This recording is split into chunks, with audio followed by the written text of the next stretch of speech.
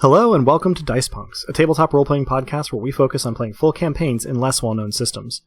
This week in episode 17, our wandering nobilis finally return to Fermata in hopes of a bit of peace and quiet.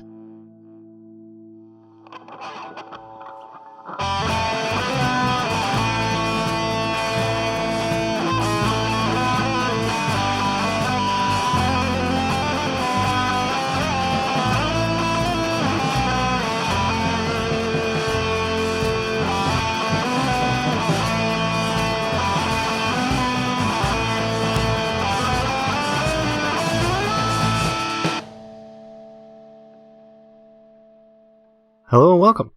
I'm Adam, your friendly neighborhood game master, and joining me are... Drew, who is playing Dosktier, Regal of Nothing, and a guy who can't even. I'm Robin, and I'll be playing Lyssa Crate, the weary and wary Duchess of Fury. I'm Dez, and for the first time in a while, I will be playing Ramnet, the prophet of the obsidian god and increasingly central municipal figure. As we'll get to much more in depth in just a moment, so thank you. And before we get started, let's briefly recap any character stat growth and I think it's Ramnet's turn for a recap of our previous episode. Well, the first thing is that I have a thing to roll. You do have a thing to roll, please. Grace us. So that is a pair of ones, which is minimally sufficient to get me an experience. You do get a bonus experience. And with that, I think that's probably our only XP anything for this session. So when you're ready, Ramnet can recap in his own way. Yes, I'm staging a coup. Since our heroes, yours generally and mine in very particular, left Fermata, things have changed. It is an accelerating place, this binary city, speeding to become whatever it is that the obsidian god decrees, and won't tell us.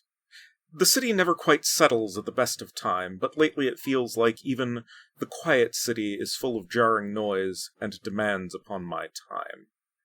The acolytes appear to have decided that I have decision-making capacity and authority, particularly... Well, I'll get into that later. I've had to move my office from my home and into the manifestation so that I'm better able to keep people waiting without worrying about the intrusions upon my space. They come with questions, and I suppose it is my lot since time escapes me. In any event, since this place became my city. No performances for me, since I found myself a churchman. No dalliances either, since the time that Dask departed, which itself caused a certain amount of strain on some of my connections about town. Just one more strain in the symphony of tensions playing out in the absence of the ennobled. Dask and Lyssa, though, are not the only missing. Evine has been also difficult to pin down, or otherwise keep to task, and that further complicates matters. Not only because, as the mayor, she oversees many and a great many things, it also imbalances the settling mantles of power around here. I've had to step up to take the slack left in her wake. Reaching out to her is as fruitful as trying to individuate an acolyte. She does reappear from time to time, which is as frustrating as her departures. She sends a note to me in the manifestation to let me know that she's got this or that matter handled when I've been dealing with it, often without her guidance, for some time. That I needn't worry about this thing I've spent effort working on without instruction. Handling things. And all the while, my petitioners are waiting. The supplicants have been increasing in number, in speed and proportion, although hopefully without relation to the increase in those terrors of the omnipresent darkness. So here we are. Indeed, thank you for that recap. Astute listeners will note that it did not include events in Diamacor, and Because well, how could it, right? Ramnet hasn't been there. why would I know anything about that? But indeed, we will hopefully have cause to refresh your memories about that as well. But in the meantime, we rejoin Ramnet in the early part of his work. We'll use the word day euphemistically. Seated in sort of a prominent place at the front of the manifestation with supplicants lining the pews, and a fellow who gives his name as Paltry Swethingen, making an awkward, sort of humble stance, not quite an obeisance, at the foot of the altar, as the acolytes sort of guide him to where he should, as they seem to signal, kneel. And, well, he seems to be coming apart somewhat under their attentions. He is very twitchy, seems either feverish or maybe blushing, as he states his case. He waits for the acolytes to return to their sort of waiting positions in the wings, and then furtively motions you to come closer. I'd like to suggest that instead of, like, me standing at an altar or something, like, in the middle of a nave, to the degree that we're comparing the manifestation to a cathedral, like, given the nature of a lot of the questions and petitions and so on of the supplicants, consider instead, like, an office or a side chapel or something, and everybody else waits their turn in the pews.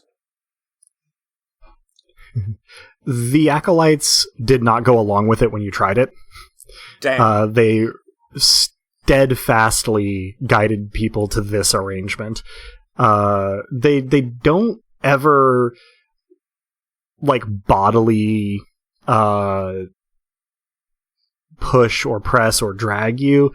You just simply can't get your job done if you don't kind of play by their rules, because people tend to trust that they are following the Obsidian God's will, and so you try to call people in from kind of this central seating and altar place, but it slowed you down probably 30 or 40% to handle it that way. And it has every become day, a game of numbers.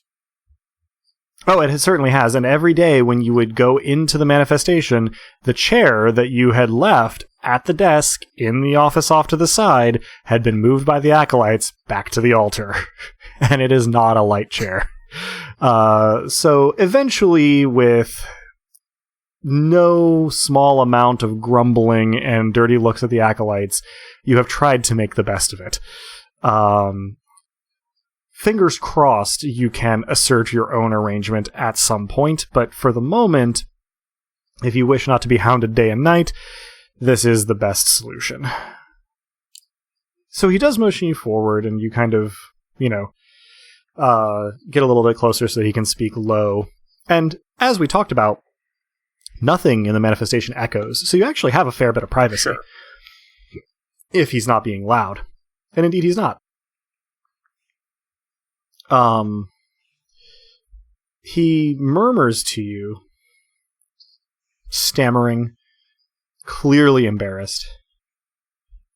Lord Prophet, well, it's just that ever since I saw the acolytes, I can't get them out of my mind.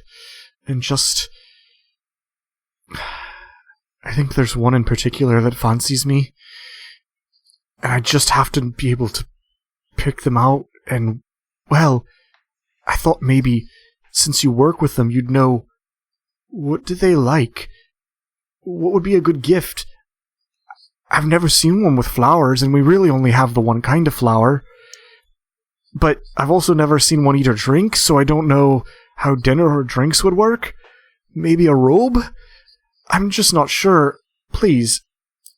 It's all I can think about.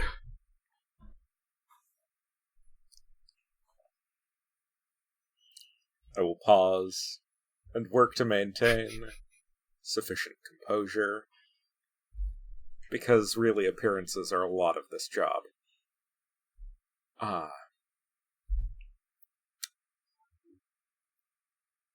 think you're missing the first step in this process of wooing an acolyte, Paltori. Sorry, it is Paltori, is it? Correct. That was in character. Oh, that's right, sir. While the acolytes, individually or collectively, and it is often hard to distinguish these things, I fear that I must give you the bad news that even I have difficulty in the extreme telling one from another. Your first step is likely to involve figuring out how to tell them apart, such that the one who fancies you is not mistaken for one whose affections lie elsewhere. Consent in all of this is compulsory, and he nods vigorously. Thus, it is of greatest import to ascertain that, and I think that there lies the first step toward figuring out what that individual acolyte might want. For you would have to be able to distinguish them from the others. He is nodding slowly, now looking thoughtfully. He says, right you are. Well, thank you, my Lord Prophet. I'm sure I'll be back, but he gulps audibly as he glances at one of the acolytes over to his left and says, in the meantime, I better be gone before I faint. And gives you kind of a hasty bow that almost like clocks you in the chin when he's coming back up as you try to like back away from whispering distance, and hurries down the steps again, leaving his best of luck, and also, a hasty blessing, such as it weren't, of the Obsidian God. Yeah, he leaves his little offering there in the bowl set aside for this purpose, and the next supplicant takes his place. The next person is an imposing figure. 6.5 feet, broad frame, lithe, compact musculature, unusually sort of sun-kissed complexion for somebody in Fermata, where, I haven't seen the sun in a bit. Where there's no sun to do the kissing? Indeed. Well said. They, sort of cut a somewhat androgynous figure, being, slim in some places, broad in some places, kind of stylable and haircut deliberately indeterminate, and giving a very hasty sort of formality of an obeisance, says, my Lord Prophet, stops, looks really frustrated, and sort of then just sighs in defeat and says, I'm the Hammer of Wenches. It's not my name. I don't know how it got started, but it's all anyone will call me anymore, no matter how much I beg them not to. I think it might be some kind of a joke. No one can understand anything that I say other than the Hammer of Winches when I give my name, and sure enough, the next thing they say is gibberish. It sounds like even though that's clearly not the movement that their mouth makes. Out of character, Adam, it's very important to me to know whether or not, like, their mouth makes bad anime dubbing movements. Their mouth looks like they might be saying something, but it's kind of impossible to tell what. It certainly does not look like it's saying the sound that you hear. But they sort of slump their shoulders and sigh and just says, I'm at my wit's end. I don't know what to do about it. No one, even people who've known me for years, will call me anything but the Hammer of Winches.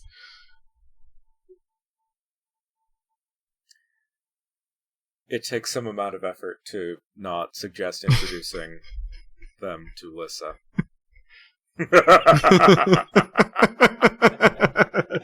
Yes!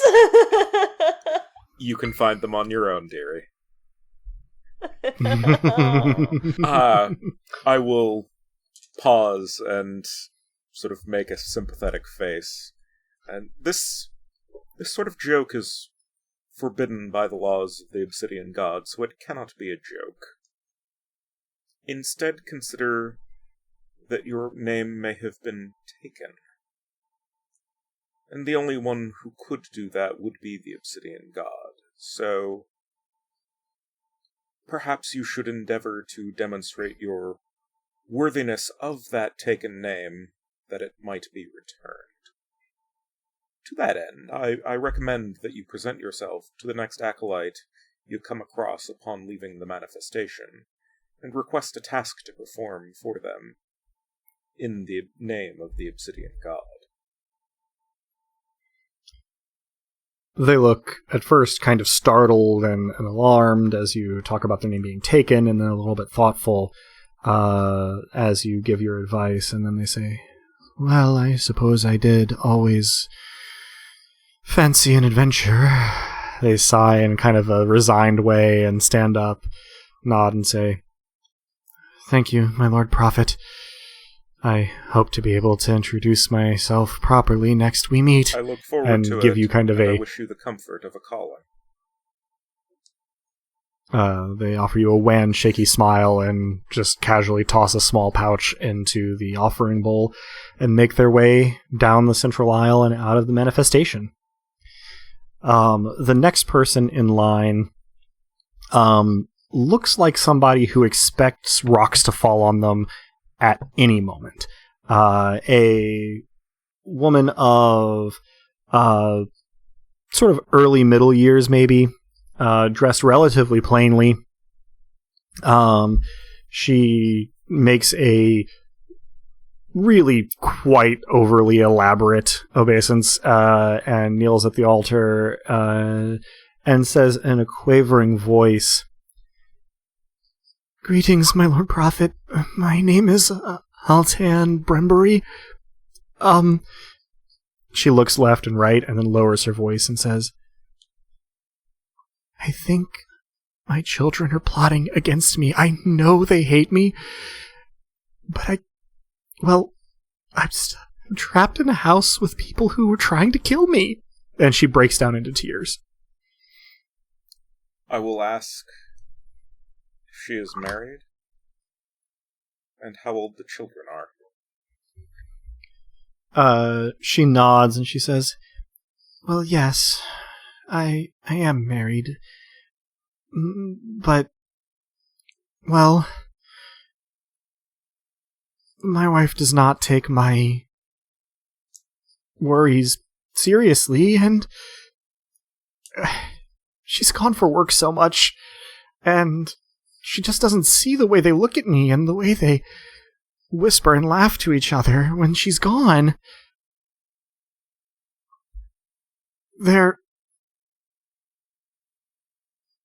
Well, They look so innocent. They seem like they're playing, but I know they mean me harm. Especially my middle one. And what leads you to believe that? Well, if you could just see his eyes when he looks at me. They're so hostile, so knowing, far more so than a child of 3 should be. And how old are the other two? I say, working to keep my composure. If you think it matters, my lord, my oldest is 6, and my youngest was born some 3 months ago. Ramnet blinks quickly several times in succession, because that is more socially acceptable than an outburst of, what the... Yes. Can I ask what a blink looks like for Ramnet at this stage? It's not visible from the outside, I can tell you that. There are voids, and then there's a different void, and then it's the first void, and then the different void, and then... Gotcha. Strange sort of I think from the outside it mostly looks like the smoking void, like it just kind of like changes direction like smoke does in the wind a little bit. Yeah. As far as Ramnet's concerned, he's just blinking normally. That's what it feels like. But your children should not hate you, so long as you give them no reason to hate you. They should not harm you if they be faithful to the obsidian god. If you give them no reason to seek your harm, I am not suggesting here that any of this is your fault. I am simply suggesting that children love their parents as a general matter, of course, unless they are given reason to not.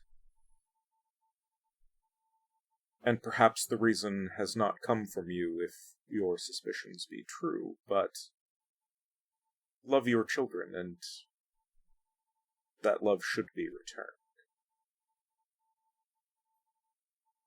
And it should be known that any harm to children raised in the care of the obsidian god is generally revisited upon its perpetrator. For the obsidian god seeks an increase in their faithful, and woe betide any who interfere with that. This should be both protection and warning. Alteon sort of cowers during your whole response there and sort of shudders when you finish, and then looks up at you, fear in her eyes, and says, "Of course, my Lord Prophet, I will do my best to raise them in the faith and to love them. If anything happens to me, please tell my wife." And then bursts into tears, flinging her gift onto the altar and running from the manifestation. Ramnet feels kind of bad about that one, but also like, really? Really? A 3-month-old. The neck intent upon murder. It seems unlikely. Last I checked, this was not a schlocky horror movie. Last I checked. Well. Ha ha ha ha! What? Schlocky horror movie? What do those words mean? I set him up, he knocks him down.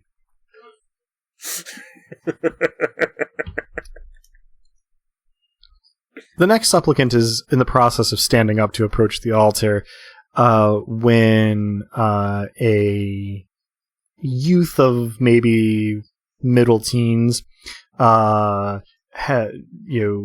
of pushes open one of the doors of the manifestation, this eerily quiet swing of a massive obsidian slab, and shouts undecorously to a friend who is presumably somewhere in the line of supplicants, "Come quick, the statue's changed again, it's a pillar now!" And then runs off.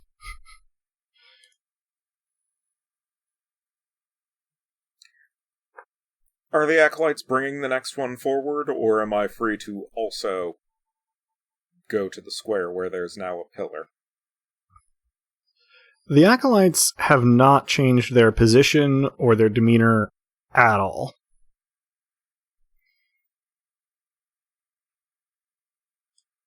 I will excuse myself. You are not the only one in the process of leaving the manifestation at this point. Several of the supplicants seem to feel that curiosity is more important than whatever their supplication was. Some of the others look a little bit disgruntled, but again, the Acolytes make no move to interfere, so they go toward the entrance where there is a small stand with a large book on it, and proceed to scribe their names so that they do not lose their place in line. A system that you kind of invented out of sort of, we'll call them material suggestions that the Acolytes left, like the stand and the book and the pen. And you hurry out of the manifestation and towards the Statue Plaza. It is not super close, but it's a very straight shot, and the crowd is definitely moving with you at this point. The statue changing, well, not having happened since the last time that the Nobilis returned to Fermata, so presumably they're about to be back again. At least that seems to be the general consensus. And just as you and probably a group of about 200 to 300 people roll up on the Statue Plaza, you see this pillar standing where the statue once stood. It's quite large, both in diameter and in height, and it has sort of a spiraling series of images, from the base to the top, seeming to tell some kind of tale of events that took place while the Nobilis were out of the city. You can also see that the plaza, as you have grown somewhat used to, is bedecked in these silver flowers that it has become in vogue amongst people who live in the neighborhood nearest the Statue Plaza to cultivate. You are, I should also note, moving through the quiet city on your way here, and so there is crowd noise, but it is relatively hushed. Thus, when the gate bangs open, it is quite a loud and startling sound, and there is a moment's utter silence as the echo has died away and everyone waits to see the return of Dask and Lyssa. They do walk in a moment later, though, looking somewhat worse for wear, travel-stained, somewhat bloody. Yeah, how much blood is on Most notably, I think in this case there are a few injuries in evidence on both Dask and Lyssa that have some blood around them. Lyssa has quite a bit of spatter in various places on her. Thus but you can tell that it's probably most not hers. Yes. You can the thing that draws your attention the most, though, is a small woman, maybe even child, that Lyssa is holding in her arms as though a toddler sort of sleeping on her shoulder, who seems to be dressed in midnight blue travel clothes and leathers. You can see where there are sort of twin daggers in sheaths crossed at the small of her back. She seems unconscious, and she seems, well, covered in blood. It's not quite the exact description, because it's not like Carrie where it was dumped on her from above. But there is a lot of spatter and stain on her, even from the angle that you have. An interruption to note for the listeners, because you cannot see us, even though we're all on video chat with each other. As Adam was describing the wounds, such as there weren't really, it seems, on either of our nobles. They themselves were displaying them and trying very hard to not smirk audibly, particularly in the case of Lyssa. So, to clarify, both Dask and Lyssa do have small injuries. In game terms, both have taken some killing damage. Neither of them seem to be debilitated or in danger due to these injuries. But they definitely look like they've been in a fight. I have 2 killing to my head. Sorry? I have 2 killing to my head. That is true. So you I did not describe it. This guy. Sure. Yeah. There is probably blood kind of caking one side of each of your heads, and I'm going to go with maybe like a surface, but definitely not small wound in Dask's side, rib, cage, somewhere there. The sort of thing that hurts a lot and that you definitely want to get looked at, but, well, you have not had a chance to stop yet. And for you guys, it really has only been maybe an hour since the end of that fight. Maybe a little bit more, because there was the time waiting for people to assemble around the statue after Dask rang the bell. But it hasn't really been very long at all. So, you're both still kind of... You're probably in the stage of feeling that deep bone weariness that comes with the ebb of adrenaline after... A lot of it. A physically and emotionally taxing, event. But, like, coming into Fermata, you don't feel revitalized, but you just feel like tension drain out of you. You can actually, if you're watching carefully, see the way that Lyssa is holding Apatea. Like, she sort of relaxes her grip a little bit and just, like, holding Apatea up rather than, like, clutching her close. The return to Fermata feels, if not restorative, then soothing. About 3 heartbeats after you guys walk in, you walk in, you see the flowers and the pillar and the crowd and kind of like, have to react. But before you can really be like doing anything specific as you take all this in, there is a subdued cheer from the crowd. You are in the Quiet City. But, it's sort of like the roughly the sound you get when a professional golfer finishes a hole very impressively, right? So not just the golf clap, but rather the, sort of subdued clap with like woo noises, from a few people. Polite enthusiasm for the returning heroes. Yeah. It is, on the one hand, kind of gratifying, but also, like, very strange. So yeah, you come in, you see this pillar with the most prominent carving facing you, being of the two of you fighting heroically while an evilly grinning Apatea readies to stab you both in the back, and the crowd kind of cheering quietly, and silvery flowers bedecking the plaza around you. You're tired. It hurts. This is about the point at which Ramnet not so much impacts as just like arrives at Dask and pulls him into an embrace. I return it enthusiastically, and was at the moment I was embraced squinting at the pillar to see if I could figure out what was going on with it, and my attention snaps to Ramnet, and I say, I cannot begin to tell you how good it is to see you. Yes, that. We may have an urgent matter on our hands, not to distract, but her, I point at the pillar, that's not accurate. She needs help. Is that her? Yes, the very same, although not precisely the same. Again, for the Apatea, listener. the nobilis sensation. Again, for the listeners, Yes. both Dask and Ramnet are pointing.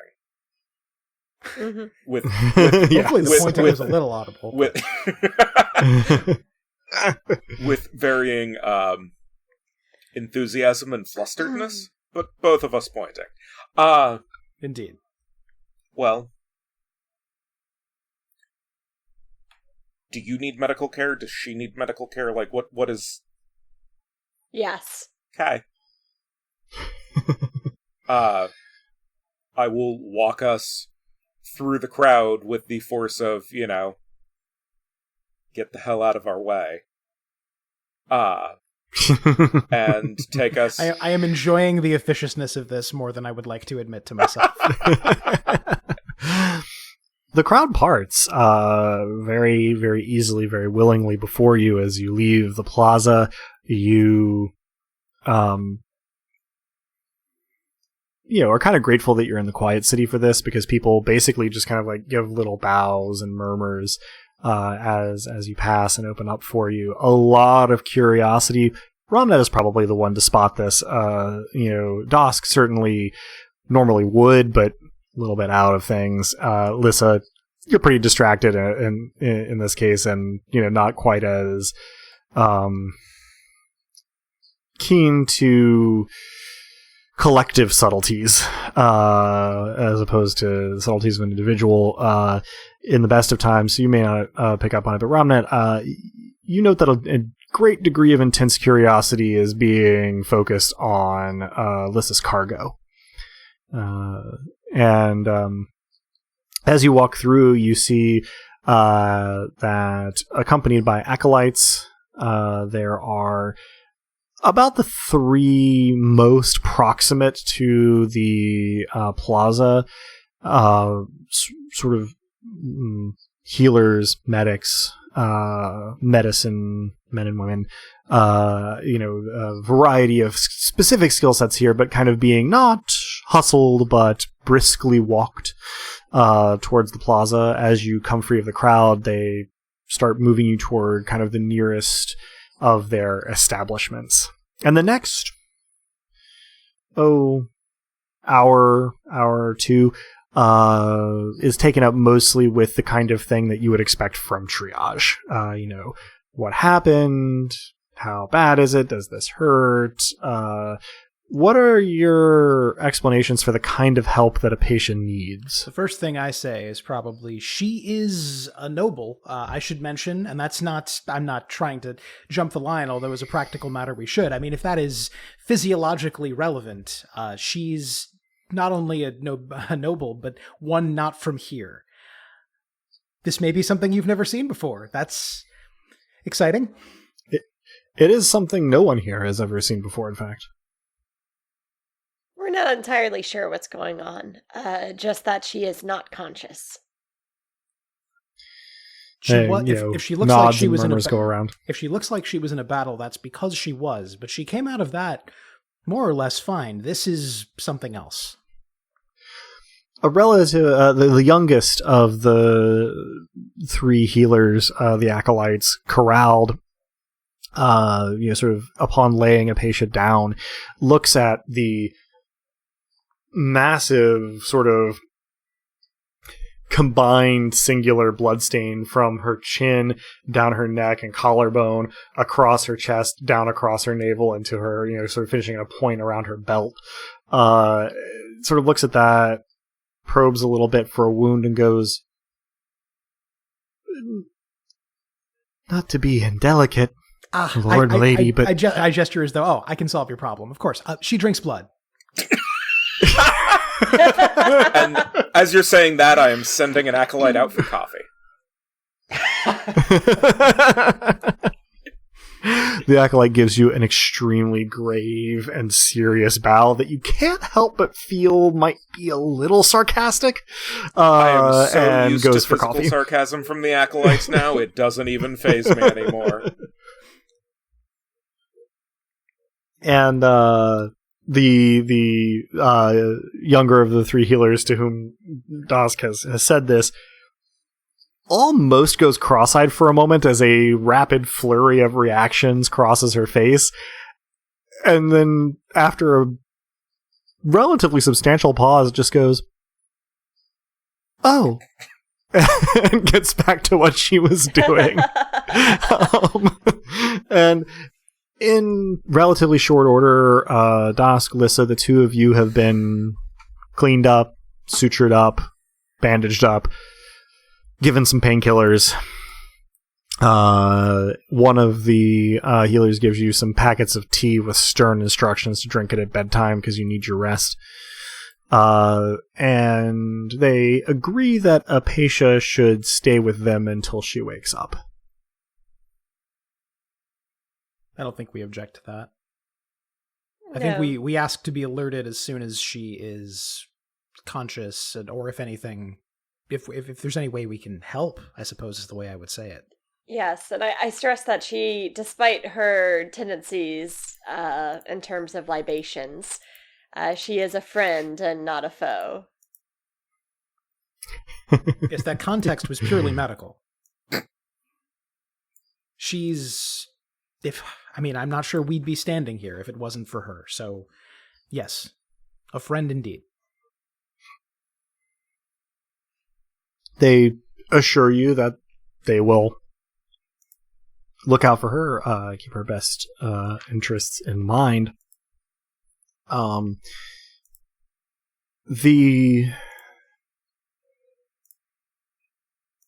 realizing here I was going to look at it, but both of you are at Realm 2, and between the two of you currently have one Realm Miracle Point, because one of the things that Realm would allow you to do at a sufficiently auspicious and powerful miracle would be to just, like, heal people. Realm, you can do anything that is miraculously possible so long as you can pay for it. It does not have to be within your domain or under the auspices of aspects. You just have control over the chancel. But at the moment, the highest you could manage is a lesser preservation, which would help if Apatea's life was in serious danger, but at the moment it doesn't appear that way. You've seen her fall unconscious for unclear reasons before. And you're not sure how much divinations and ghost miracles would help you. But if you guys happen to, I just wanted to bring that to your attention because, well, we're back we're back in the chancel. And for us as well as for That's the what I meant listener, to say. that means, without spending points, up to a level 2 would be a lesser divination. So we could do a ghost miracle or we could find something out. Mm-hmm. So I guess maybe as I'm saying, let us know when she's awake. I somehow know that I'll just know that. Yeah, is there a way to make a lesser divination looking for something in the future? I don't know. Huh. Basically, miraculously, what you can do is set up a baby monitor. Yeah. I mean, it's not exactly like you hear what's going on there, but basically, imagine if you had tied a string to Apatea's finger and then tied the other end to a dangling bell so that it would ring when she moved her finger. You can basically do that using a lesser divination because, well, you can make a constant miracle in Realm. It won't work if you step outside of Fermata, but, as long as you're within Fermata, yes, you can know that. Divine baby monitor sounds like a solid plan, yes. Yeah, I was thinking like a personal assistant, like, Maud, remind me when Apatea wakes up. Send me a notification to these devices. A voice booms from the darkness saying, I'm sorry, I didn't understand. No. There would be no I'm sorry. No, that's Yeah. true. That's true. No. Too many polite, non-divine personal assistants for me, you're right. I think Mott's version of that would be, this is beneath our concern. I would love it if my personal assistant said that shit to me when I told it to set Right? an alarm for a meeting tomorrow. I would definitely trade my Alexa. I had to whisper it because she's in the other room. to speak with Mott's voice. Because She would just kick in the door to ask you what you needed. Yeah, that would be terrifying. This is beneath our concern is also my new out-of-office auto replies. see, I think the proper divine, invocation, if we're not going full Mott, would be something on the order of, "Why hast thou summoned me?" There we go. Just put all of the things that personas say in Persona 5 when you fuse them into a hat and draw one out. Yeah, there you go. And that's more or less what you get. Sounds right. In any case. So, the two of you are as treated as you're going to get, and what that basically looks like is that when you rest, one of your killing will turn to shock. And then the next time you rest, any of your shock goes away. And one of your killing turns to shock, and so on and so forth. Should probably not be, more than five nights sleep for you to be fit as fiddle, if I have my math correct. So, now that Apatea is settled and you have your divination set, and Ramnet has coffee. And anybody else who needs it, be they ennoble or surgeon, also has coffee. Hopefully. The healers politely decline. I enthusiastically accept, but drink with less aplomb than the first time, having learned some portion of my lesson. I also accept, but I toss it back because apparently that's my only speed at drinking. Oh no! I'm mid sip as she's doing that, so I can't quite object. But then I realize, she's bigger than I am. Whatever.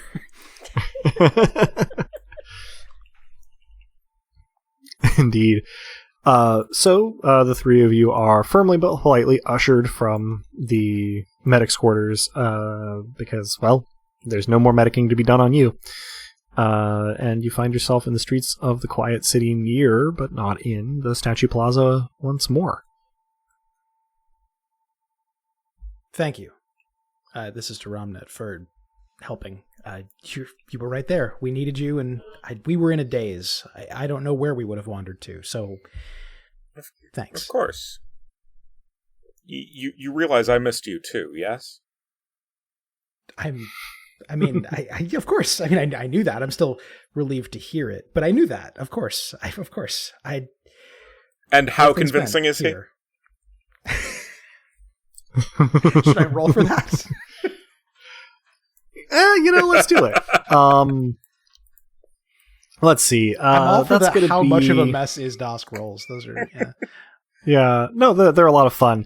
I will let it be a roleplay decision on your part, Dask, whether that is charm plus graces or charm plus lie. Oh, it's lie. Yeah. So that's 5 dice. Do know that you will need to, because you are in less than amazing shape right now, you will need to take a penalty die, which I think is the first time we've done this. Okay. Basically what this means is that you add a die to your roll and you drop the highest one. Got it. Okay. So this is 6 dice, but the highest one is Kaputski. Okay. Correct. So, jettisoning the highest die, which was a 9, of course. I have... I'm sorry, the highest was actually a 10. And I am left with no matches. Oh, no. Great success. Do I have to roll my presumably sense plus empathy, Adam? Nah. You are much better rested and much more focused than they are. I drop the coffee and no clip through the world and disappear.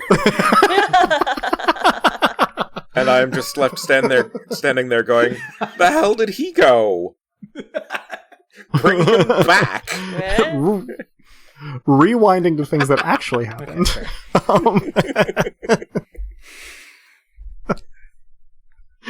So yes, Dask does a Dask, but less convincingly than usual, because I'm trying to think of a good way to come up with an analogy for those of us who have never been stabbed. in a melee before, but I'm sure that we have one or two listeners who've never been stabbed in a melee. It's polite to mention to include them.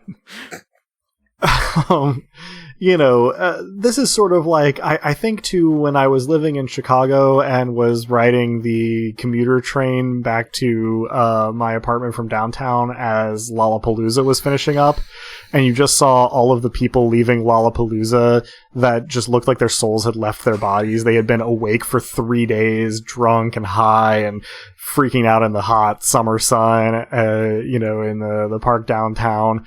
Yelling and screaming and dancing and sweating, and they just looked like their bodies had given out on them. That's pretty much how you feel, except you also have 2 major lacerations. Just no big deal there, yeah. No, that's fine. The lacerations are temporarily nothing. So I probably say something. So I very unconvincingly attempt to say that I pretty much like I just did, I suppose. I say, that I wasn't worried at all, and of course you missed me. Of course, I've hardly been thinking about it. I will just reach out and put my hand on the middle of his back and just start rubbing like a small circle there as we walk. I do not immediately stop gibbering, but the gibbering slowly dissipates, both in speed and in volume, as I feel the hand on my back. Are you going anywhere in particular currently? Just wandering. I'm following wherever they're going and acting like I'm not paying attention and silently squealing whenever I see affection. Lyssa ships it. You know it. Exactly. I think I am not steering us in anywhere in particular, as it does not seem that there is anything immediate that needs doing, and I am in no particular hurry to get back to the manifestation. Ramnet is not always a good employee of the Obsidian God, as it turns out. Indeed. So you walk for a while, and I make this as make this suggestion as something that seems likely to happen under the circumstances, but feel free to override me if not. It seems like this might be a time when Dask and Lyssa might begin to fill Ramnet in on what has transpired during their, travels. I dare say so. Yeah, so we start with describing Diamakor. Yes. Not being sure whether Ramnet even is familiar with the place or even aware of its existence. Or even sure of both Ramnet's, are hard nose. I'm not even sure of Ramnet's literacy when it comes to the various metals and substances that I saw them working with there at their forges, but I start on that tirade right away. We both give levels of detail that are not helpful, right? Like I'm going off on the rich cultural history, and Lyssa is talking about metallurgy, and whether any of that means anything to Ramnet is. And I'm just waiting for a break in both of these discussions that are happening at me to pause and ask, where is this place? Like, geographically speaking. Well, if you were I on point. I point at her pointing. I try to do the math as though there's some way to figure out whether that's accurate, and then I sort of brush off the thought. If you know where the Salt Shoals are, if you were there and you were looking away from Taraxis, more or less, and then you just kept going where I thought there might be nothing, apparently there's something. A great many things, actually.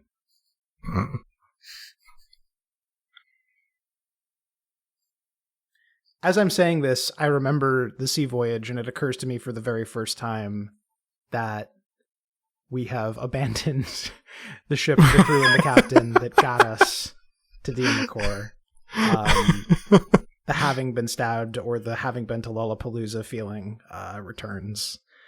And I turn to Lyssa and say, should we be worried about her, them, that? Oh. I didn't think about that. I should mention, we only got there because Lyssa's the other Lyssa, the Lyssa that is not Lyssa. Does Ramnet know Mavia? Sorry. We've talked about Mavia. What? No? Okay.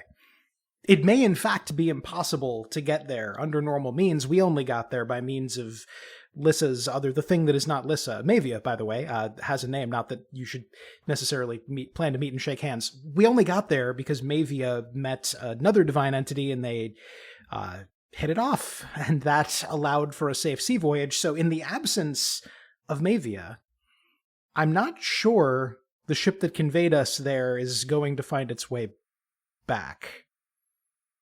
I think it'll just take them longer, right? I suppose they know the way. Yeah, they just won't be on top of a... Hey, Adam. Whatever that was. I have a terrible question for you, Adam. Mm-hmm. Does Fermata have a harbor? That can... It does not. So it cannot be reached by ship in perfect darkness. Not that you're aware of. That's a really good thought. By which I mean a terrible thought. At least a dangerous thought. Yeah, fast travel trading. At what cost? Too much. Imagine the tariffs.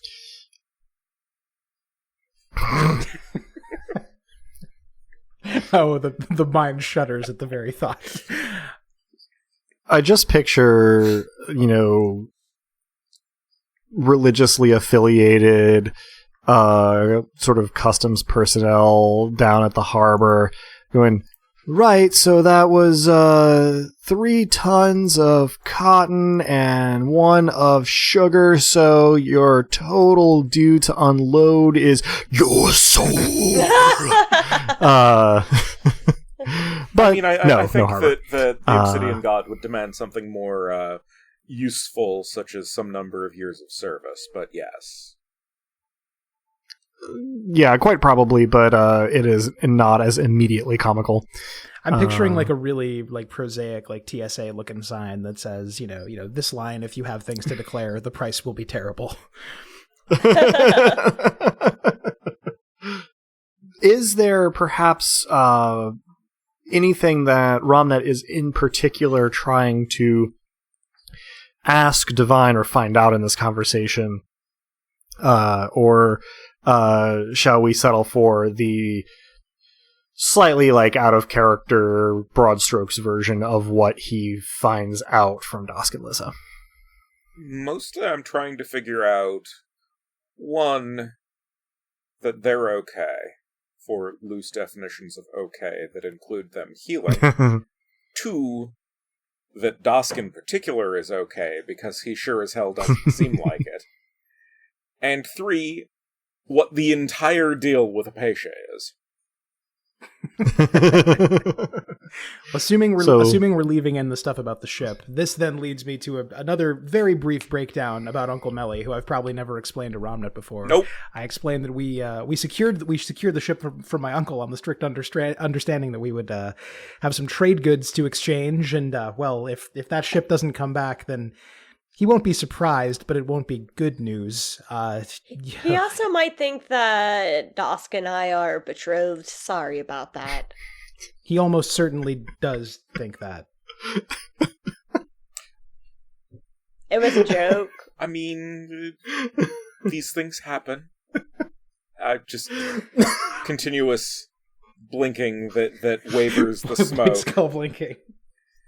Now that the ship, if the ship is gone, then the ship is gone. Ships disappear all the time, especially in uncharted waters. But this deception won't stand. I'm putting a pin in it right now. You're gonna meet my uncle, and I'm gonna introduce you. And God's is my witness. We're gonna have a pleasant dinner.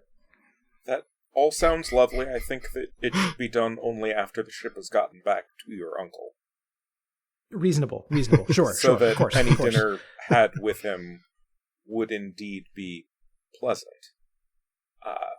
Pleasant is, I will admit, a high bar. But sure, yes, okay. We aim high so that we can achieve... Anyway, so yes, we'll bring the ship back, then we'll have dinner. I feel like there's something else you want to know about, though. Apatea, right? Just lots? Sure. Well, I think, in a sense, your colleagues... She wore sort of a religious sort of a garb when first we met her. Different god, obviously, but she seems to be, in addition to being a noble, some sort of... How would you describe it, Lyssa? A religious leader to the people? A muse? Muse works, yes. Certainly inspiring. And she... Well... Her domain is sensation. That was interesting. Very interesting. I've tasted the ripe burst of color. I've felt the shifting contours of sound upon my fingertips. Her goddess communicates more, but also less than the big they them Elstairs. Those two are definitely also colleagues, although I doubt they'd get along. This is a lot of information that is not all of it easy to parse. I suppose the big remaining questions are, why is she here? And several stemming from whatever might be your answers. Well, she collapsed. Best I can tell. I was also unconscious for a good deal of time, but that's not terribly uncommon after Mavia takes over. It occurs to me that Lyssa may not know this. She was saying something about how her goddess made her do something that she didn't want to do, perhaps for the first time, or the first time she could remember, that she'd been pressed into something cruel or brutal. Not having ever seen her fight before, I'm not sure what that could have been referring to, but it seemed possible that the injury being done to her was being done to her by, well, her deity.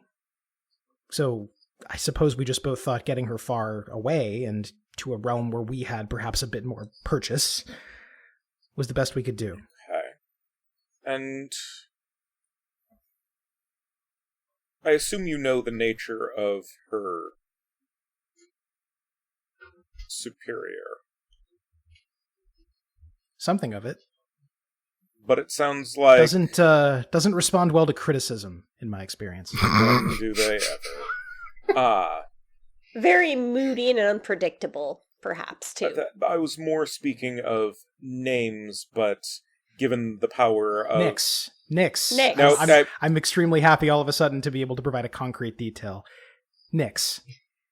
Probably best to not repeat that, given, as I was saying, the power of names. Oh. I perform a ghost miracle, and any very slight echo of the name, which there probably isn't much of since we're in the Quiet City, gets sucked into nothingness. Done.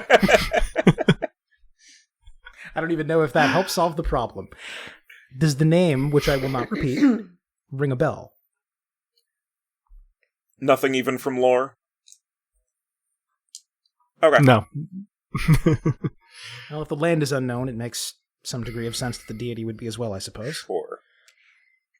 They seem to want the folks of that land to believe they're the only deity. Monotheism. How quaint. Yes. It certainly is worth noting here that Taraxis does not have anything approaching a unified religion. The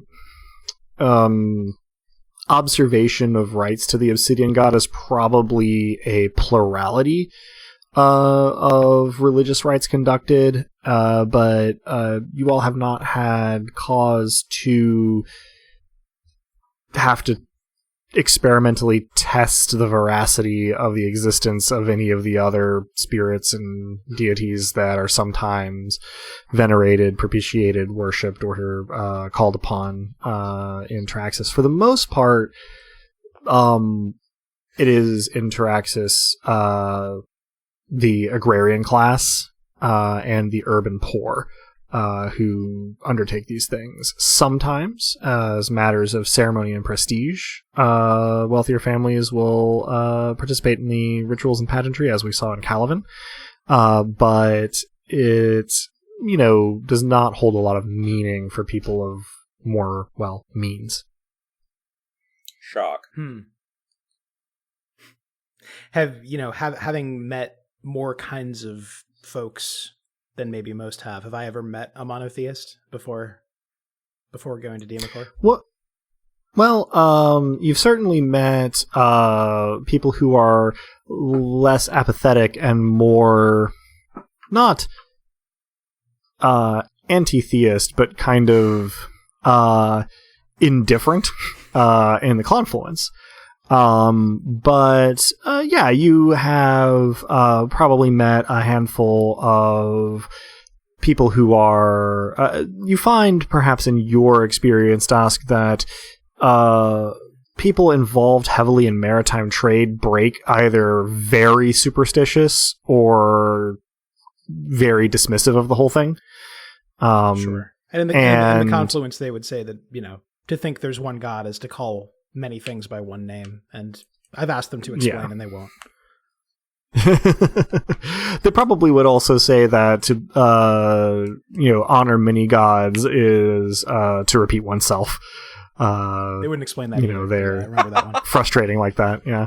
But within that spectrum of very superstitious to dismissive of superstition, you may have met a couple of people, particularly like at like second mate, quartermaster, around there, who revere a particular deity to the exclusion of others, a wind or a sea deity or something. It certainly has never been something that people have been eager to discuss with you, though. So that's probably just knowledge that there are people who do that, is probably as much as you got. There is not a sense, you don't have a read on whether or not they would have been hostile to the worship of other spirits and gods. But that idea is certainly unusual to Traxxan sensibilities, even if most people worship, or I guess I should say interact with 1 to 0 gods or deities. It's not because only one could be thought to be real or exist. Sure. Yeah, my in-character response to Ramnet's crack about monotheism is to probably put my hand on his shoulder and say, yes, it wasn't simply a matter of there being one that was most important, or only one that's important, and I give his shoulder a squeeze. I say, the thought seemed to be to foster a belief in the people that none others existed. For anybody, yes. Which seemed blinkering, harsh, ambitious. It's hard to put a word to it. And that's where the attack on Fury came from. Because there were these old deities that were people but also animals that seemed to exist in some spiritual plane that were everywhere and nowhere and emerged in these people when they became furious. Ancestor veneration, I suppose. Sure. I mean, they were people, but also animals, but also people. Ghosts. They were a lot of things. Ramnet has been leading you guys during this conversation on kind of a meandering path through the quiet city, and you haven't been paying a ton of attention, Dask and Lyssa, to where you are or are headed, and Ramnet, your primary thing has been just to have a kind of pleasant, semi-private walk, so you've been staying off of main thoroughfares, but not trying to be particularly squirrely or anything. But at an intersection near one of the canals, you hear out of the sort of corner of your attention off to one side what seems like kind of a muted squeak, followed by some rapid footfalls accompanied by a brightening light. And turning, you see that Kea is running full tilt toward Lyssa, and simply just like woof, impacts like directly into your midriff and gives you a big ol' hug, with her little personal light hovering along diffidently behind her. Moxie! And she mumbles something that is muffled entirely by Lyssa's abs.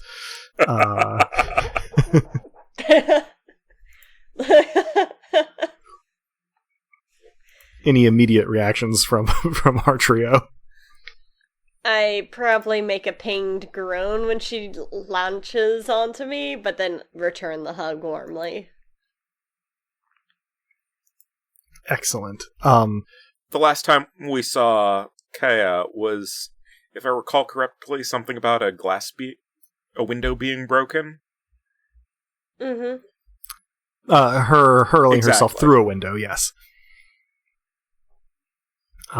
Yes, she was had become afflicted with the fear of the dark that has cropped up in some more cases since they've been gone even. She was among the first, although not the first. She was sort of round one of people to be thus afflicted, hence Moxie's presence. And leaning back just slightly from Lyssa, Kea beams up at you and says, "Oh, you're back! It's good to see you, Lyssa." It's good to see you, Kay. I just got back. It was a time. She sort of regards you a little critically and says, "If my ladyship don't mind my saying so, it seems that you haven't been taking very good care of yourself."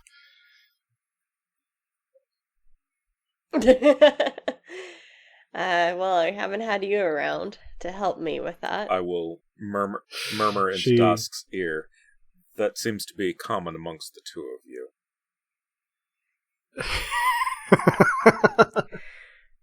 You ought to see the Kea, other for her part, everyone. We've looked. I suppose we've taken the best care of each other that we could, but I look at both of us. I do accept the criticism. Less critique and more concern. Kea sort of gestures toward Moxie and says, "Well, milady Lyssa, you've certainly taken good care of me. I don't know what I'd have done without Moxie. He's the absolute envy of all of the Lightward. Oh, that's our name for those of us who, well, prefer to have some light around when we move around Fermata. It's hard, but we're there for each other. We get by." Has it gotten better? Or do you, She shrugs a shoulder. or do you still fear the shadows? She shrugs one shoulder and says, "The terror is always there waiting for me, I'm afraid, but I don't have to feel it much with Moxie around." And she sort of cups a hand underneath the little ball of light. Doesn't quite give it kind of like a little scritch like you would a pet, but the gesture feels similarly affectionate. Throughout all of that, and particularly at the word Lightward, I have been gauging Ramnet's reaction as best I can. Concern for Kaya in particular and the class of people described in general. Would Lightward be a new term for me, Adam? It's the first time you haven't heard. It's not the first time you've heard the term, it's the first time you've heard the term self-applied. Okay. at that moment, from the direction that Kea approached you, you see coming around the corner another familiar figure. Thad has a little belt lantern on. It is nowhere near as effective or sophisticated as Moxie. It's a little bit of oil and wick insulated on the side that rests against his hip, and unshuttered elsewhere to kind of cast light ahead of and to one side of him. But otherwise his appearance seems, actually, now that you're looking at him and at Kea, not unchanged.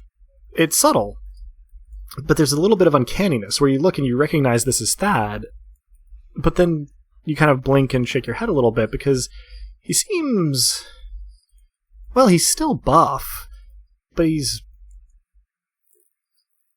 gives the impression of being lanky. And you could have sworn he had a little more color to him last time you saw him. Looking down at Kea, Lyssa, her dark kind of, shoulder blade length, wavy hair, seems, well, darker and a little straighter than the last time you saw it. And you have trouble putting your finger on it, but her eyes have always been, sort of big and bright, but they seem, well, not brighter, but bigger. She too seems a little paler. She was never dark complected, but she had kind of a rosiness to her that seems a little bit gone now. And in fact, now that you're noticing it on the two of them, it seems more or less universal, small, subtle changes, but thinking back along it, every person that you've seen in Fermata, save maybe Ramnet since you've been back, seems to be drifting a little bit towards the uncanny. The changes are small, and you probably wouldn't notice them, except that you've been gone. And coming back, you can kind of see that there's a kind of uncanny cast to people's features that you don't remember being there before. Maybe it's just your memory playing tricks on you, but Fermata is weird enough that you can't dismiss it entirely. I'm going to do lesser divination using Realm. Mm-hmm. About the realm, or the aspect of darkness and what effect it's having around them.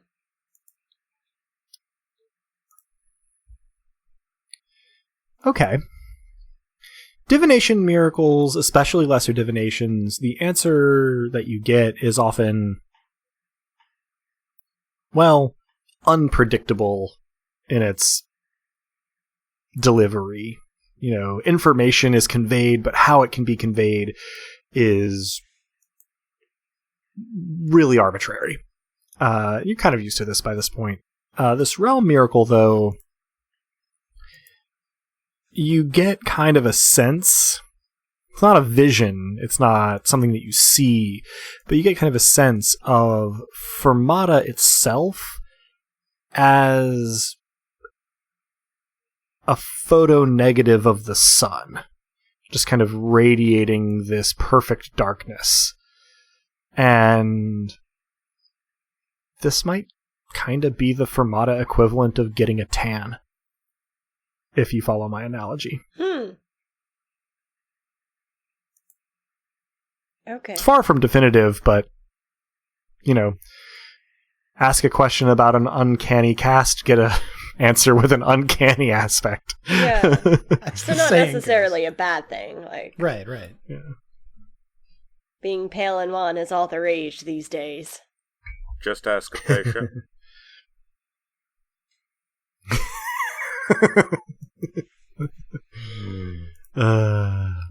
Always Apatea, always pale, sometimes wan.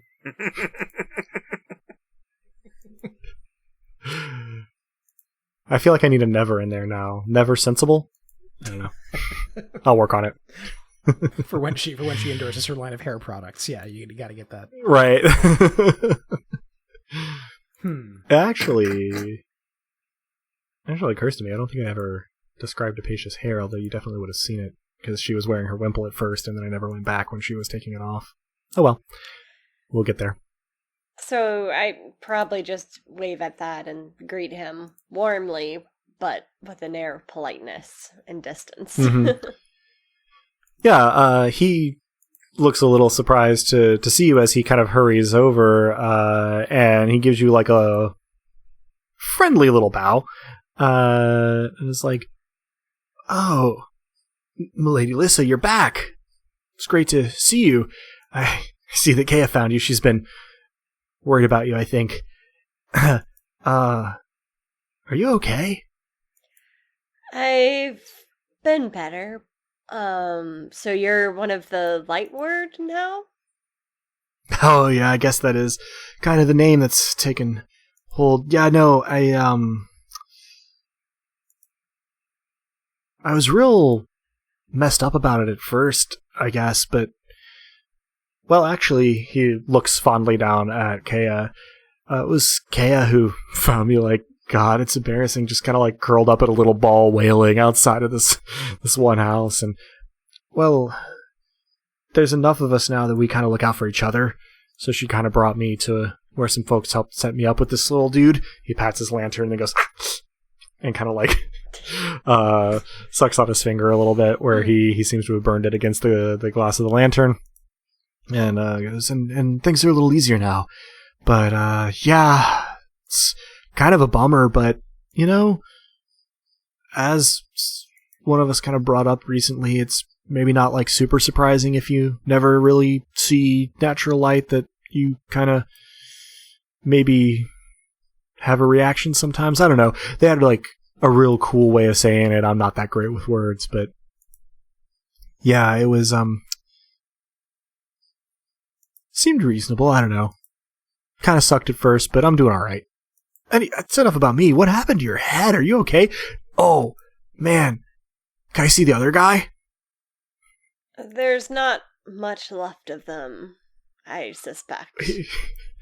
He goes, oh, and kind of like covers his mouth. And he goes, up top.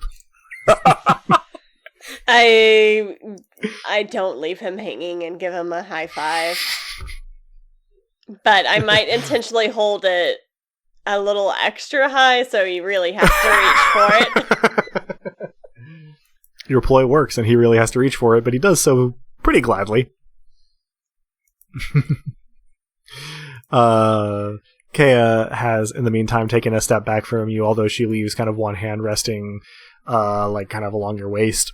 And she says, "That's right, Thad was, well, my first real contribution. After you left, I was doing better than most," and she kind of gestures toward Moxie again. "But, well, I felt like it was maybe something that kind of was wrong with me." She blushes a little and, you know, looks kind of ashamed and says, "But there are enough of us, and enough of us are different in enough ways that it seems kind of just to happen, and, well, we've tried to make our peace with it. Bringing some light doesn't seem to offend the obsidian god too much, so we make our way." And she kind of nods with great equanimity. Is there any commonalities between you? Like where you were first afflicted by fear of darkness? Like Thad mentioned he was outside of a house and you came out of a window? She nods a little bit. She says, "Really, the main commonality, I think, is..." And Thad interrupts her and goes, "We all forgot." He seems like really proud of this. And there's kind of a beat. And he goes, "No, like seriously, we were all... Once we were aware..." And he kind of trails off and looks around a little furtively. He goes, "Once it had happened, I guess, we all realized we didn't remember exactly what, like, the beginning was." It's hard to say because, well, we like don't remember it. But yeah, I guess a lot of us are kind of, you know, pick back up in our memories around like some house or something. But it's not like the same place. You know, like that would have been obvious. I kind of nod and then look down to Kea and say, well, now that I'm back, once I have an opportunity to just rest up, I promise you that I will get to the bottom of this. And I run a finger along the bottom of her chin. She grins nearly as brightly as Moxie and says, I'm so very glad you're back, milady. Will you be staying? For a while, I mean. Until the big they-them Elstare says otherwise. She nods and says, I suppose that's the way it has to go. But, well, I don't want to keep you from your rest, but, well, I hope to see you at the nightcap. I'm doing my shifts there again. And she kind of looks a little proud of that. The nightcap hasn't been the same without you, so I'm glad to hear that. She gives another big smile with a little bit of a blush and, kind of throws herself into another big hug, which you manage to not make a sound, but you kind of like grit your teeth some to kind of stay solid through, and then she bobs you what could best be described a cheeky curtsy. A wink. Her flush deepens and she gives you a wave that rides the line between affectionate and coy as she motions to Thad and says, Right, well, we'll be late if we're not off to the meeting soon, so I'll give you regards to the rest of the Lightward, milady, milord, prophet. And she gives a small curtsy on each salutation, and they I will head off. Nod sort of at her wake, I suppose, not having had terribly much to contribute. Yeah, I incline my head as well, and as they remove themselves from earshot, I ask Ramnet, is that the light word? Is that a common thread for you lately, professionally? I mean, it's a professional awareness. Not really so much more than that, as there isn't really so much to do that I know of. It's one of the many and varied balls that Aveen has managed to keep in the air herself while you've been away. I will leave that deliberately open-ended. Well, I suppose we're here now. We can help you juggle, not alone, if I'm following the metaphor. Hopefully, yes. I will sort of use the arm that I have on Dask's back to sort of pull him close to my side. As he moves with your sort of pull, he reveals standing alarmingly close behind him an acolyte who has just been standing there silently for goodness knows how long. Timothy! The acolyte sort of clasps their hands and bows slightly and says, My lord, milady. Sir Prophet, your presence is requested back in the manifestation. There are many supplicants awaiting your attention. Another little bow, this one somehow managing to convey smugness. In the manifestation? No response from the acolyte. There have been more supplicants since you've been gone. Oh. Well, I suppose I don't work from home either.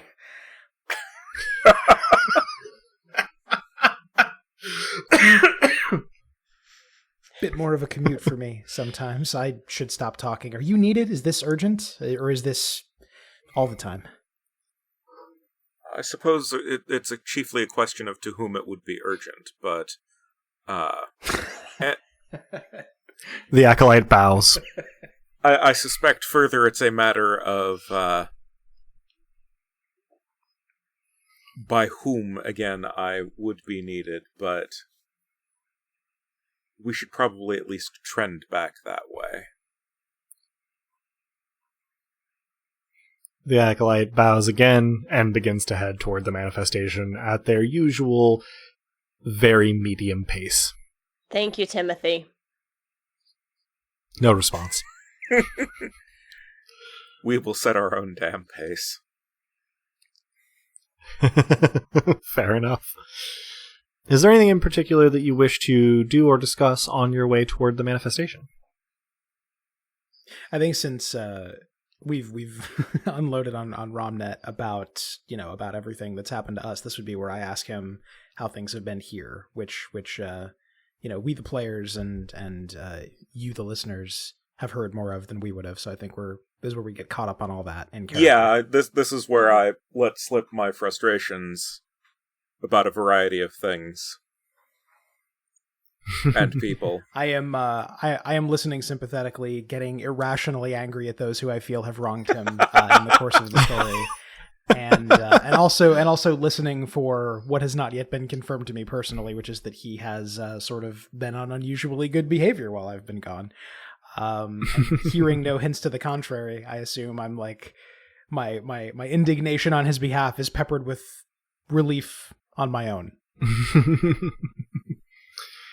At length, you come into the plaza in front of the manifestation, which is trafficked, if not especially heavily. And as you sort of come to a stop in front of the steps, Ramnet, you hear a familiar voice, a deep one, say, "There you are." And turning, you see a gentleman with whom you had a brief and enjoyable fling some 3 months ago. Standing there, not to say dressed to the nines would be misleading. He's not dressed formally, but he is dressed immaculately. And he's giving you a rakish smile. And he says, "You're late." Late for what? You'll pardon me if I'm a bit confused. He blinks for a moment and says, "Sorry, perhaps it's my mistake." And he fishes a piece of paper out of a pocket of his waistcoat and opens it and says,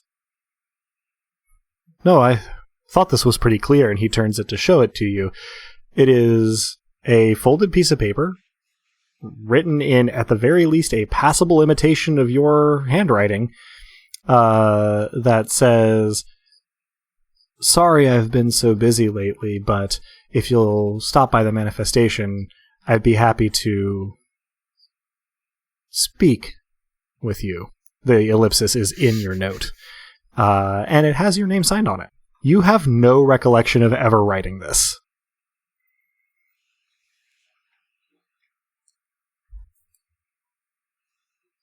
I stand in silence, a being of pure physicalized side-eye. I clasp my hand on Dask's shoulder and give it a reassuring squeeze. As all of that is happening, I'm looking at this with increasing confusion, and I fear that there is something odd going on that is, at best, a passable imitation of my handwriting. I am fairly certain, to the degree that anyone can be certain around here where time is slippery, that I did not write that myself, as I am lately otherwise occupied. But and at that I nod to the fact that my arm is very particularly around Dask. The gentleman sort of smirks a little bit and says, "Right, of course. Sorry, this is really embarrassing." No, I don't think it should be embarrassing for you, unless, of course, you were the one who wrote that, at which point I compliment you on, I suppose, on your skill at my handwriting. This is probably where I charm plus fascinate as a way to navigate this conversation with a minimum of potential recrimination. Certainly. Dask, you were trying to give a reaction there as well. Oh yeah, I was going to say this is not mechanically correct, but as an in-character decision, I assume the aspect of malevolent arm candy. Malevolent arm candy. Like on a pair of two... This is what's wrong with... Go ahead.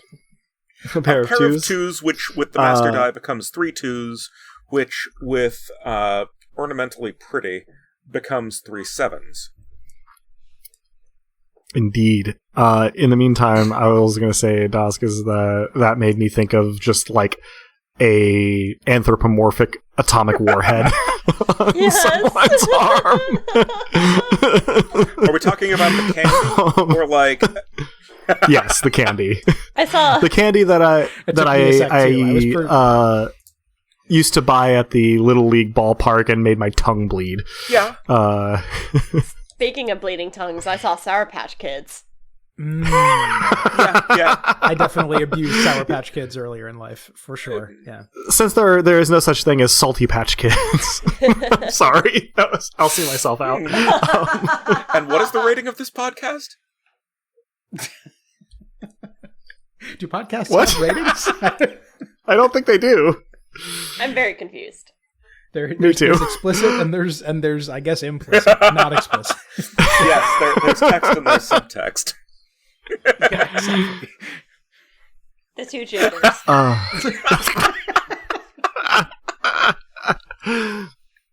Way to bring that back around. My pronouns are a series of footnotes.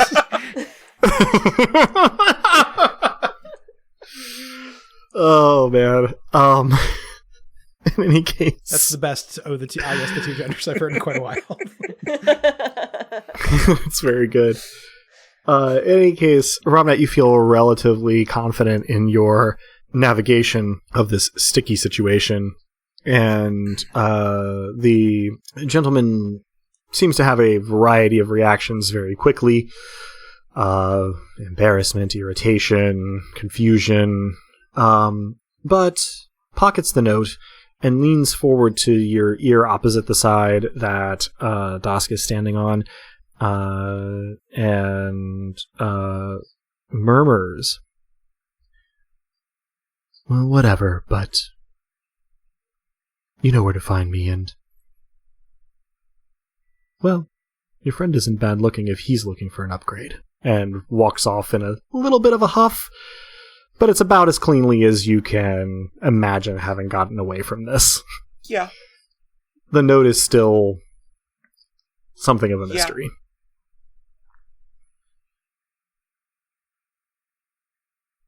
Well. I am choosing to believe that you are genuinely as confused by this as I am. It's as a statement? Or is that a description of character status? I think I say that because I'm an idiot.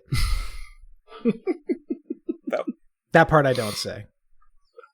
The because I'm an idiot part. I mean, that would be correct. You can choose to believe that or not, but... You've never given me a reason not to trust you. Well, you know what I am, a bundle of doubts about everything, but you've never given me the slightest reason to doubt you. That just was strange.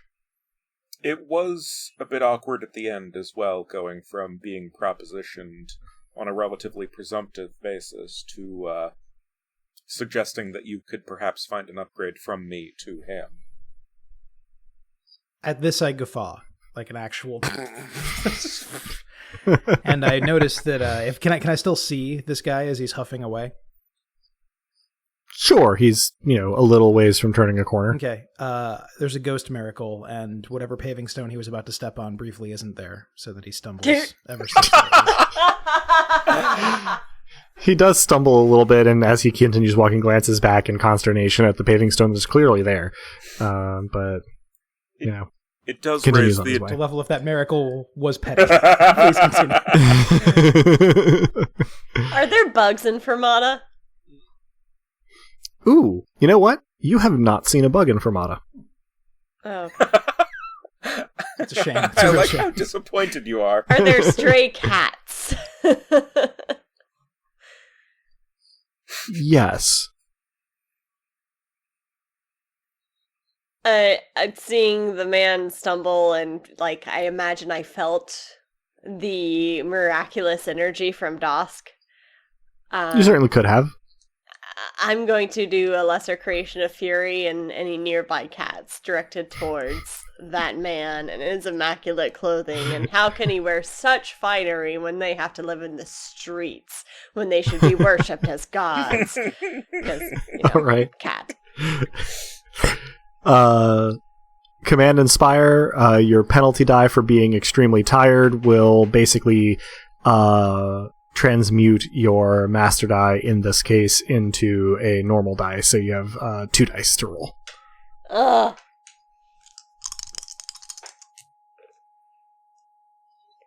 I'm going to use Lucky on this because It's funny. Okay. Why not? Still No. no matches. I just really want to see him ambushed by feral cats. Well, he disappears around the corner before you can see what's happening, but you do hear a bunch of yowling from a little ways off. So it's kind of like when somebody cuts me off in traffic, and I imagine that as soon as they're out of sight, their entire engine explodes because of karmic justice, and I'll never know better that didn't happen. You can easily imagine that he is thus assailed. Whether or not it is true, you may never know. I straighten my hair. It doesn't work.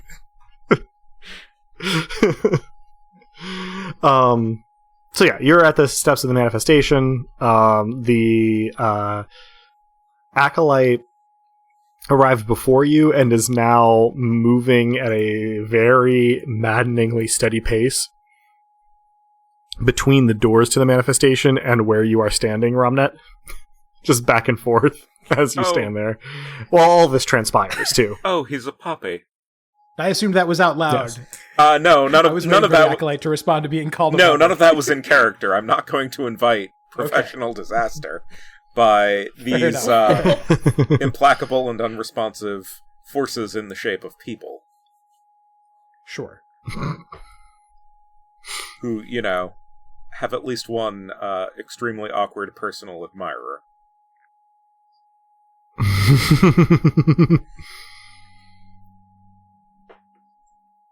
So anyway, peace has more or less returned to the steps of the manifestation, other than this acolyte oscillating.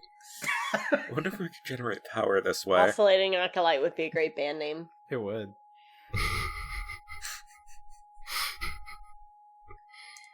The oscillating oxalotl acolyte. I couldn't even do it. I tried. We'll just move on. Pretend to. So we're here. We're here.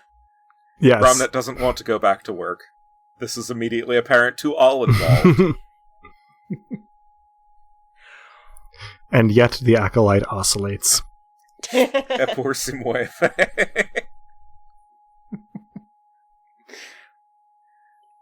I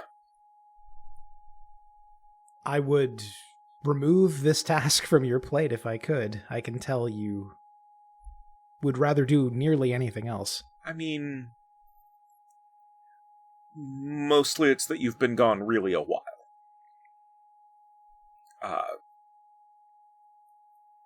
Out of character, remind me, Adam, if there is actual time dilation at work. Such that, apparent for them may not be apparent for me. I mean, in terms of out of character knowledge, like it hasn't come up yet. That, it is entirely possible that you have experienced more time than they have, but none of you will know until that comes up.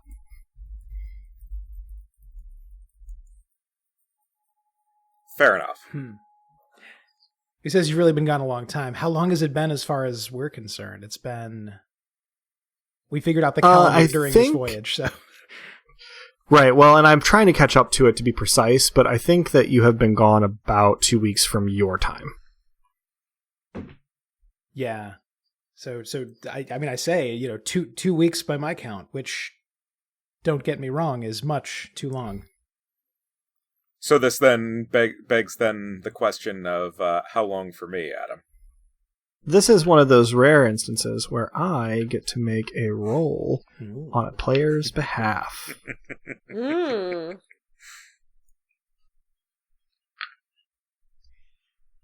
Will you tell us what you're rolling?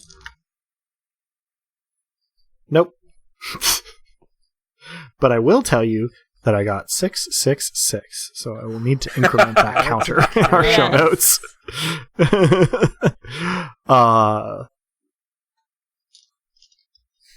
This assertion of 2 weeks brings you up short because it feels inaccurate, but on reflection, you are unable to count the precise days. You can remember things that happened, but you have a lot of trouble placing them like these were on the same day, this was 2 days later.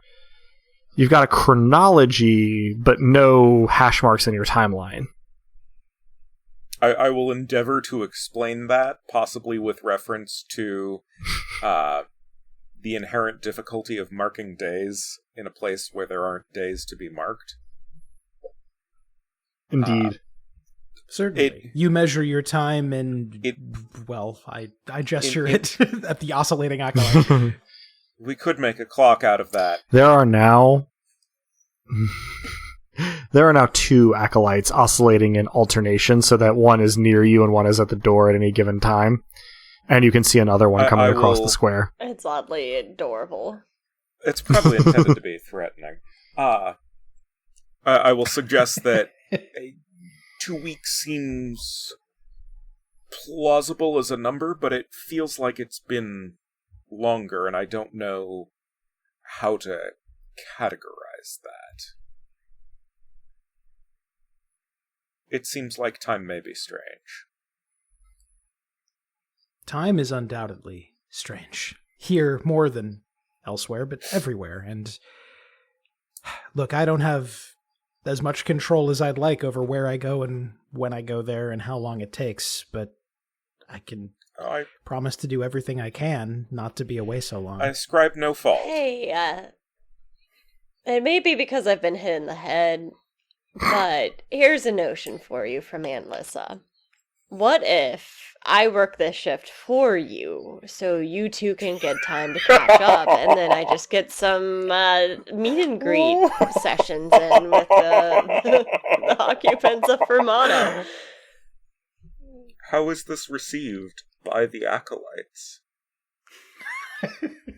They don't react. This is the best idea. This is marvelous, Rob, and I wholeheartedly support this. You had just suggested that you could maybe take Ramnet's shift, as it were, to no response from the acolytes. Well, I can't think of any reason why this isn't a good idea. Well, if you were willing,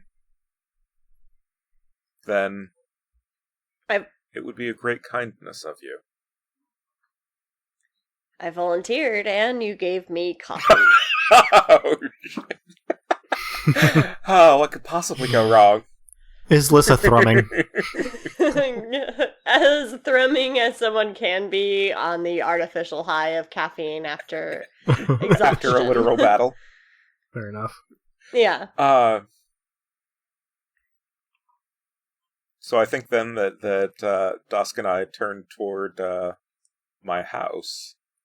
Do the acolytes continue to oscillate toward me, or is Lyssa an acceptable substitute? So until you're gone from the square, they seem to be kind of trying to lead you in, but as Lyssa goes in, they sort of, the ones that you can see, just wander in various directions and are gone from sight. Lyssa, as you go in, an acolyte sort of sweeps up behind you from nowhere you saw them coming and puts a relatively formal black wool robe over your shoulders. It's the first time you've seen an expression on one of their faces other than just kind of blank neutrality, and it is a slightly more displeased form of blank neutrality. The difference between like the open eyes, flat mouth smiley face and the like flat eye, flat mouth smiley. To give a thoroughly too much on the internet analogy. And you are led respectfully but firmly to a seat at the top of the altar. The manifestation has quite a lot of seating in it, and it is mostly full. The very first person is not seated, though. He is walking in a small circle in front of the spot where he should be seated in the front row of the pews. You can see as you walk past him and into the seat that his eyes are wide and terrified. His face is pale. Tears are streaking his face. His clothes are torn and dirty, and he is muttering to himself. As soon as the acolyte gestures him toward the top of the altar, he throws himself sort of onto his knees and prostrates himself into the steps. So, like, he tries to kowtow, but basically, like, flops onto the stairs. And he begins to shout at you hysterically. Now, it's hard for you to process this all at once, but if you were just seeing him and not hearing him, you would swear that he's panicking about something dire happening to him or a loved one. But what he's actually saying are snarled and shouted graphic descriptions of the violence and torment he wishes to inflict upon you. However, it is delivered with the tearful urgency of a distraught father imploring a town physician to come look at his sick child. You see the shit I sometimes have to put I up look... with. I look at the acolyte and I'm like, is this normal? The acolyte does not even turn in your direction to look at you. It seems like you don't have full control of what you're saying. And I seem very proud with myself for coming up with this theory. He nods tearfully while screaming at the top of his lungs about consuming your aorta.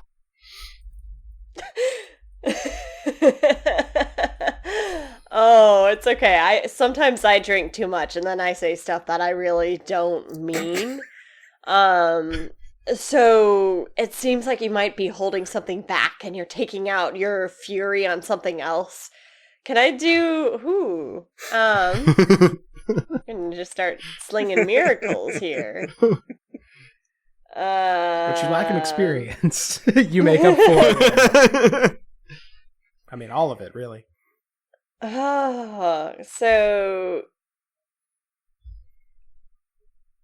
that would be a change, which I don't have any miracle points for. Can I do a lesser creation of fury in the air immediately around him to make it so loud that until this element passes, all of his threats are not particularly audible? Interesting. So you would be ginning up fury in the air itself. Mm-hmm. So Okay. it would not carry his words. Okay. This is going to be one of them Command Inspire rolls. Which, with a penalty die, is 2 dice. Ah!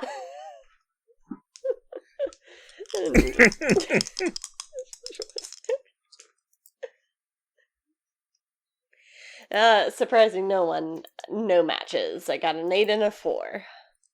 Okay. You manage to whip up a breeze around him. It's not... That sounds very gentle. He is basically standing in the center of a...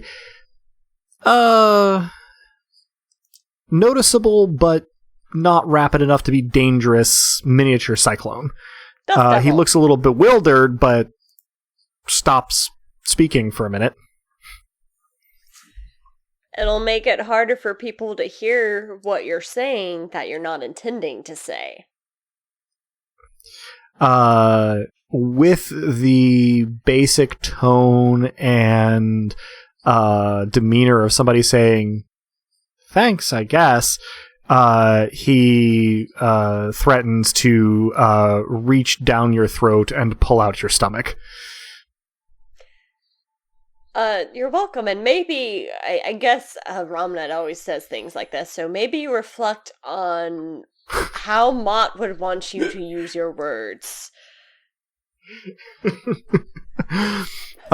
He gives you a slightly awkward and hesitant bow, and snarls at you, that he will make sure you perceive only darkness once your head is within your sternum, milady.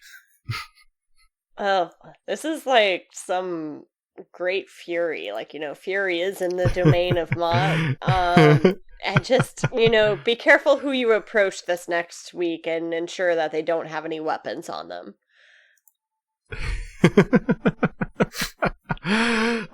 He backs slowly away, seeming a little bit calmer, if not less afflicted, and says in an even and humble tone that your Achilles tendons would make great bowstrings. I do have long legs. And he leaves, and I want from you a let's say for the remainder of these sense plus empathy roll, just to see how you do in aggregate. Much depends on this roll. It's 3 dice. And still no matches. Alright, what was your high die? 4. Okay. By the time the acolytes shepherd you out of the manifestation, you've seen probably 20 of these supplicants, and they are all very respectful. None of them quite as bracing as that first guy. Some of the problems you were able to just say like, oh, yeah, I get it. And give them some just like general advice. Some of them you basically punted on, like with the first guy, and others the acolytes kind of gave you some side eye on. But you don't feel like any of the consequences will be quite as dire as that first one for fucking it up. There isn't as much riding on them, so you feel like you've been okay. If there is anything specific other than just like a really nice evening catching up and being, kind of close and affectionate, that Dask and Ramnet get up to, we can get a little bit of that now, but in the interest of time, we should probably summarize. Well, so we're back in Ramnet's house. I comment on how nice it is to see things not set up for work but for leisure, but that it seems you haven't had much of that lately. Minimal, yes. So there's everything at the manifestation, and then there's everything to do with making sure that Avine's balls remain in the air. Well, any of that burden that I can take on, I'm more than willing. And if you'd rather not think about it for a while, that's possibly something else I can provide. I think for tonight, the latter of those. Let's just be here. Nothing could possibly be better. And so you are just there. You have a relatively low-key evening, which suits both of you, especially Dask, given he's very worn ragged. Just fine. And indeed, Dask, you at some point sort of just doze off and your head kind of plunk onto Ramnet's shoulder where you were sitting. And when you do awake, it will probably be at Ramnet's in our next session. But what I'd like to end on is Lyssa. As you are finishing up in the manifestation and the acolytes are ushering you out, an acolyte accompanied by someone who is relatively in the profile of like a page are waiting right outside the door on the steps, and behind them is a group of people.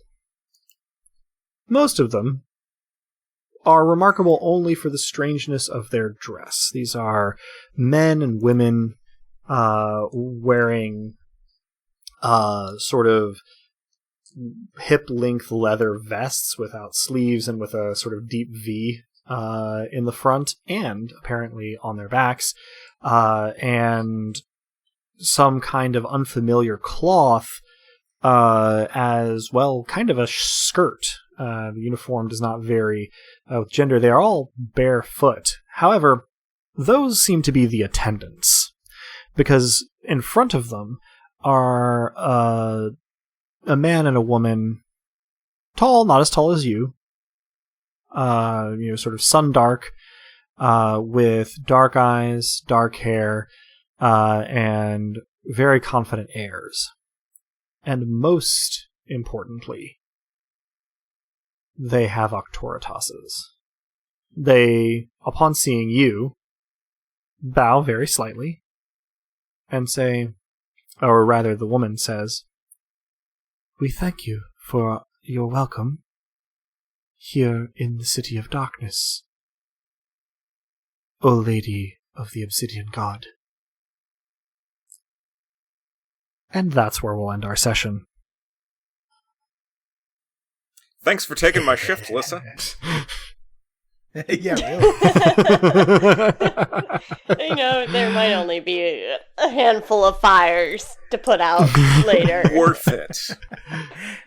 I didn't want to break the flow because the business with the acolyte and the cloak was so good, but I will retcon briefly that as we were walking away from Lyssa, I said, "You are the truest and often the most surprising friend that I think I've ever had."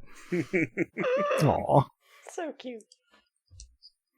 Well, you guys can all have one mortal experience point. Woo. Yay! I don't think any problems or anything came up this time. And that will conclude this session of Dice Punks. Thanks for joining us. I hope our players and listeners enjoyed it as much as I did, and that you'll join us again next time. If you're hearing us now, then you probably know where to listen to this, but we can be found almost any place one can listen to podcasts, as well as on the wider web at dicepunks.com and on Twitter as @dicepunks. With that, I think we're ready to say farewell. Say goodbye to the kind folks at home, players. Thanks for listening, and never underestimate the value and the importance of a quiet evening at home. Thanks for listening, everyone. And remember, you can always fake it until you make it. Thanks for listening, folks. And keep very good track of your handwriting and who else knows how to use it. And as the poet once said, "We are the city where the lights come on and they never go out."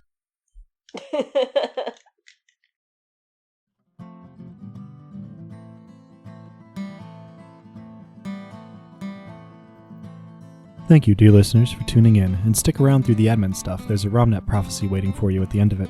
The songs in this episode, theme of the Dice Punks and its acoustic version, were written and recorded by the Regal of Nothing himself, Drew. Cover art is by Joanne, illustrious spooks mistress of our Halloween one-shot.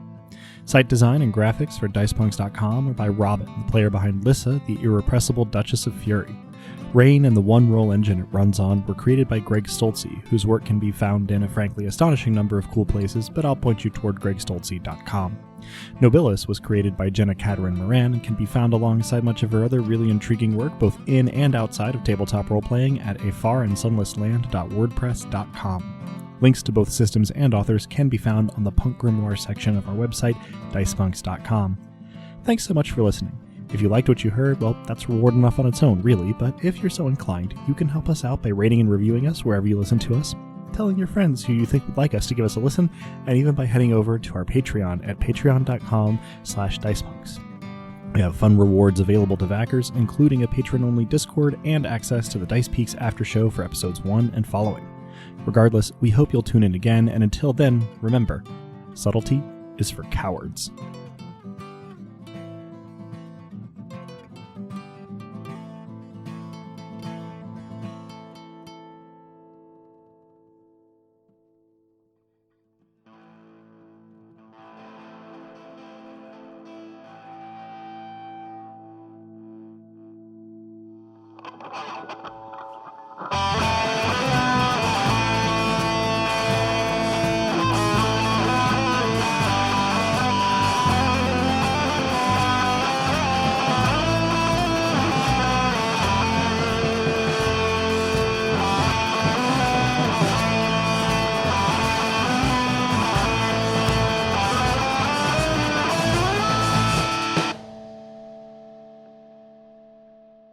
What is a light but a secret revealed? A secret is naturally unpleasant, and if you cannot see it, you can pretend it is not there. Reality is a secret, dear supplicant, and you should pretend it is not there. Hold high the obsidian god, dear worshipper, and they shall hide reality from you.